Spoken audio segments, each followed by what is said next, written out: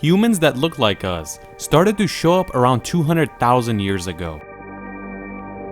We can't put an exact number because there are different theories, but 200,000 years ago is a good number.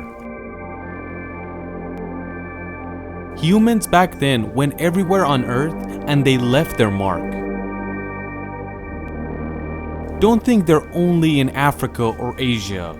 Humans like us have been found everywhere on this Earth. And this whole time, all around this Earth, an animal was always alongside us. Wolves.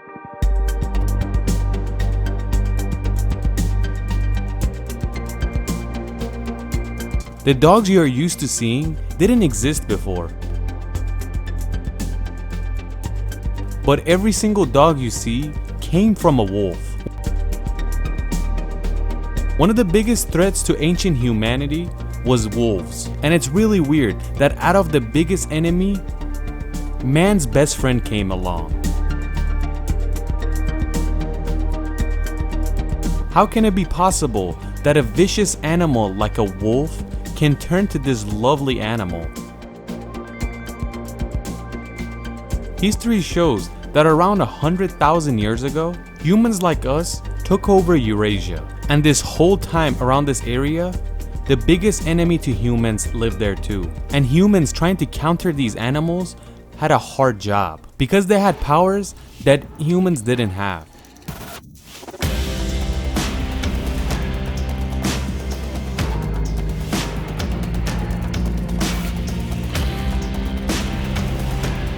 They can smell humans from 1.5 kilometers away, work in groups, and their jaw has a power of 140 kilos, and it can easily break bones. These wolves have a lot of power and can defeat the biggest animals. How? Because they worked in groups. But they still work in groups. With howling, they communicate and surround the prey. Wherever the prey goes, the wolf from the behind attacks. The ones in the front just watch. This tactic causes the wolf to not take any damage, because if the one in the front attacks, there's a slight chance they will get hurt. But the one from the back can surprise them, and the prey cannot hurt the wolf. But this style of hunting wasn't unique to wolves. The number one competitor to them, meaning humans, hunted the same way. They would surround like a mammoth and hunt it down. Basically the same style as the wolves.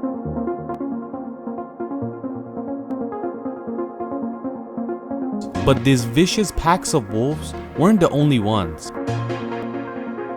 There were some wolves that didn't work in groups, and they lived alone and hunted by themselves. A lone wolf is different, and they don't act vicious because they know they are alone. They're especially scared of humans. Scientists believe that a scared lone wolf caused it to turn into a dog.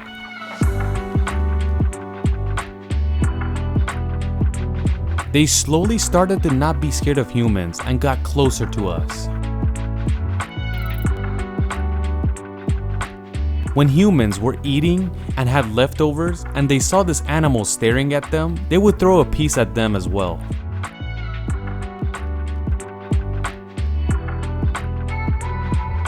It was at this moment that man's best friend was forming. A dog, the most loyal and awesome best friend.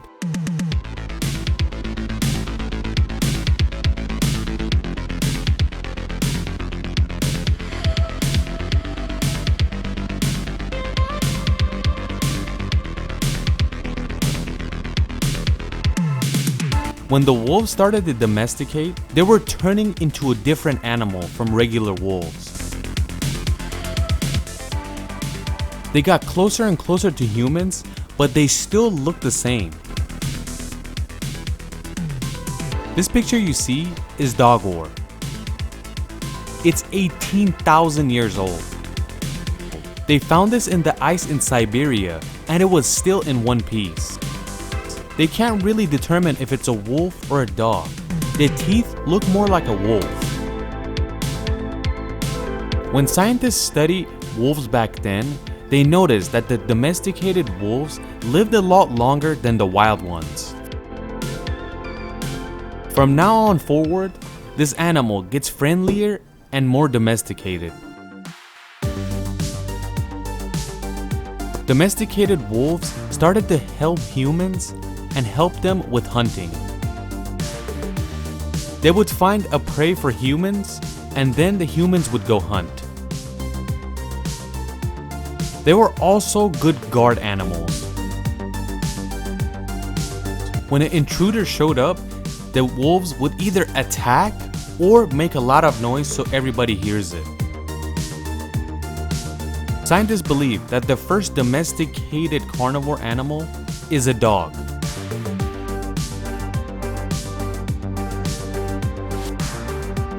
And also, they believe the first domesticated animal ever is a goat. These wolves quickly got attached to humans. Not only were they less wild, they got smarter, and they would respect their owners and listen to their commands. You must know that these are not dogs yet, they're domesticated wolves. But from 33,000 years and on, you could see the difference between wolves and dogs. Meaning, when you look at them, you can notice a difference. First change is that the snout got smaller, they got shorter, and their teeth weren't as sharp as they used to be. Throughout all these years, when wolves were turning into dogs, in different regions, they had different styles. One had a small snout, one had a big snout. One was shorter, one was taller. The ones that ran a lot, throughout the evolution, they got taller and skinnier, but the ones that were standing around got shorter and more muscular. But these are taking thousands of years. It doesn't happen overnight. Dogs were man's best friend for so long that when we get to civilizations, they are found everywhere, and you can tell they are respected by the humans back then. In ancient Egypt, they liked dogs so much that they turned them into mummies.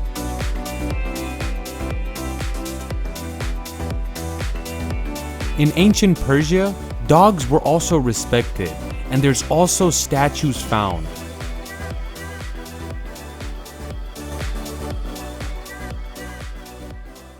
This is a Persian Mastiff statue that was found in Persepolis, and now it's in the National Museum of Iran. They estimate that this statue is around 2,400 years old. This style of dog is still found in Iran, and it's one of the biggest and strongest dogs in the world. They also call it the Sarabi Mastiff.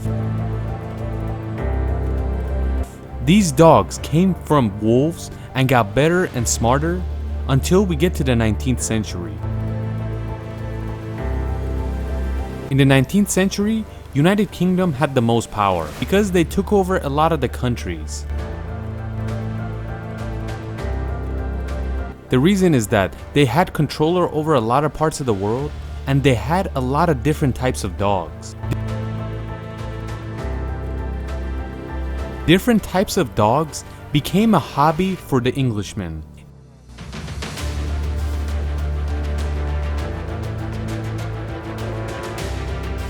English people collected all types of dogs from around the world and mixed them up.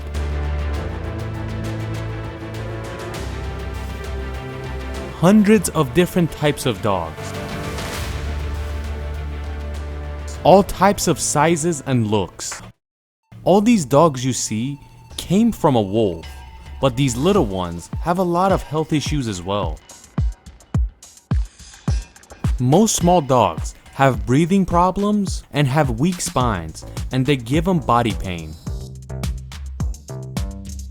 Dogs have been living with humans for so long that they pretty much can't live without them. To continue life, dogs really need humans around. Because all this time dogs have been spending with humans, it made them act like human kids. They believe that a dog is pretty much like a 2-year-old child. They understand everything, but they can't talk. They act cute just because they have a brain of like a 2-year-old. Dogs love their owner so much that they notice every little detail about them. If they're sad, they know this. If they're happy, they notice. Even if they're angry, they notice. If the owner is sad, they try their best to cheer him up. If they're angry, calm them down. And if they're happy, play with them. They believe when you have a dog and play with them and love them, your body and the dog's body produces oxytocin. Oxytocin happens when you love somebody. Meaning, if you like your dad and you go and hug them, you produce oxytocin, and it's kind of a relaxing feeling. Dogs are expert at giving love to owners. Just like we said, dogs are attached to humans and they need them around.